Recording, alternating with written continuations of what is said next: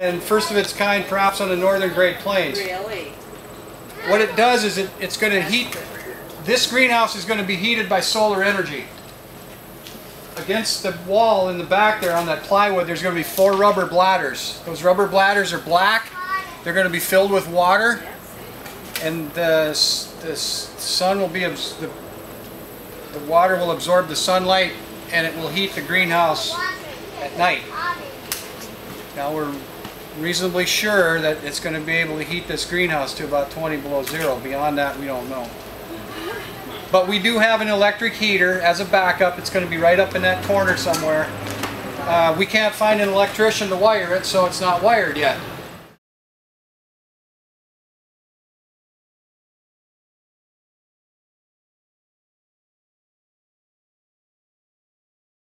State cantaloupe.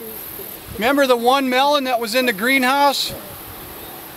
The one that was developed in New Hampshire in the 1950s? Well, here it is. This is the Granite State cantaloupe. And the fruits are pretty small yet, but they're coming. We may have to cover them, but this was actually developed for latitude 48. So it's, you know, it's right where we are. So. Now this is the predecessor to a cantaloupe we grow every year called sweet granite. And I like the sweet granite because back in the early days when we started gardening, we used an Alaska cantaloupe.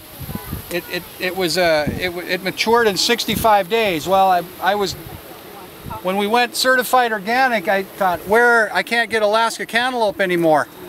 But I found the sweet granite, which was a 65-day cantaloupe. So I really like the sweet granite. Now we're going to be able to try this predecessor to that and see how the flavor is versus the sweet granite. And I'll show you the sweet granite later, but here is the granite cantaloupe from the 1950s of a raccoon or a deer. And the interesting thing is where it's mounted, the height at which it is mounted. So we have it mounted for the height of a raccoon because we don't want it getting our Yukon Chief corn. So there it is. If it was a deer, we'd probably mount it up about yay high.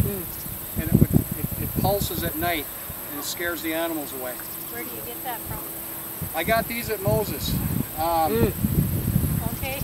Explain what Moses is, please, to those that don't know. What's that? Explain what Moses is to those that don't know, please. Well, he was the guy that went up in the Started the Red Sea. I thought you meant, yeah. I got him from Moses, direct from Moses, he says.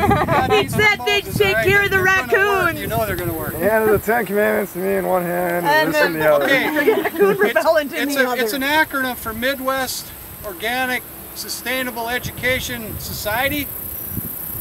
Services. It's a convention in La Crosse, Wisconsin in February. And we try to go to it every year. They have all kinds of innovative things like this. And I believe the company's in Mankato or St. Cloud, I can't remember, but I've got the literature at home somewhere, but I paid $80 for 4 of these, and we haven't had any raccoon issues here at all. We've got a river right here, we've got a row of corn right there, and we've had no raccoon issues whatsoever.